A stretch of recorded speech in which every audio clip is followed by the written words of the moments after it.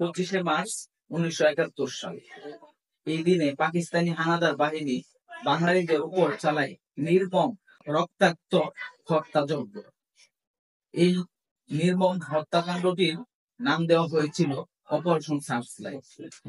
এই অপারেশন সার্চলাইটের মাধ্যমে বাঙালিদের মনে প্রাণে স্বাধীনতার যুদ্ধে ঝাঁপিয়ে পড়তে বাধ্য হয়েছিল আমাদের বাঙালিরা। 1971 সালের মার্চ মাস থেকে পাকিস্তানি শাসক গোষ্ঠীরা বিভিন্ন পরিকল্পনা চালায়।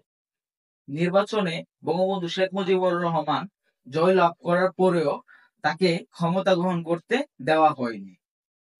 25শে মার্চ সন্ধ্যায় গোপনে ইয়াহিয়া খান ঢাকা ত্যাগ করে এবং সেদিন রাত থেকেই শুরু হয় নির্মম হত্যাকাণ্ড। রাত 11টার পর শাহজাহান ভারী অস্ত্র নিয়ে এসে পাকিস্তানি হানাদার বাহিনী নিরস্ত্র বাঙালিদের উপর ঝাঁপিয়ে পড়ে এবং তারা গণহারে হত্যাকাণ্ড চালায়।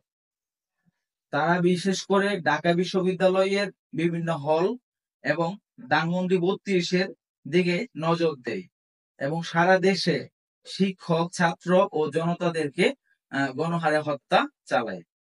25শে মার্চের সেই ভয়াবহ রাতের ঘটনাগুলোকে গোপনে রাখতে চেয়েছিল পাকিস্তানি বাহিনী, কিন্তু বৈদেশিক কিছু সংবাদ মাধ্যম পত্রিকার মাধ্যমে এবং সংবাদের মাধ্যমে সারা বিশ্বকে জানিয়ে দেয় 25শে মার্চ বাংলাদেশে কি রকম একটা বিভীষিকাময় রাত গিয়েছিল। তখন সারা বিশ্ব বুঝতে পারে পাকিস্তানি হানাদার বাহিনীরা নিরস্ত্র বাঙালিদেরকে কি অত্যাচার করছে, কি নিপীড়ন করছে, নির্মম ভাবে হত্যা করছে। এই হত্যাযজ্ঞের মধ্যরাতেই বঙ্গবন্ধু শেখ মুজিবুর রহমানকে গ্রেপ্তার করে পাকিস্তানি হানাদার বাহিনীরা। কিন্তু আমাদের বঙ্গবন্ধু গ্রেপ্তারের আরো আগেই স্বাধীনতার ডাক দিয়ে গিয়েছিলেন।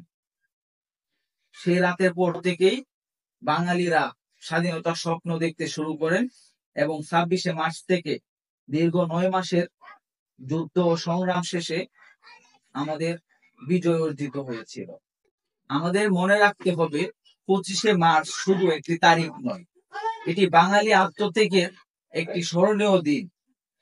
এই দিনটিকে আমরা শ্রদ্ধাভরে স্মরণ করব এবং মনে রাখবো স্বাধীনতা অর্জনের চেয়ে স্বাধীনতা রক্ষা করা কঠিন।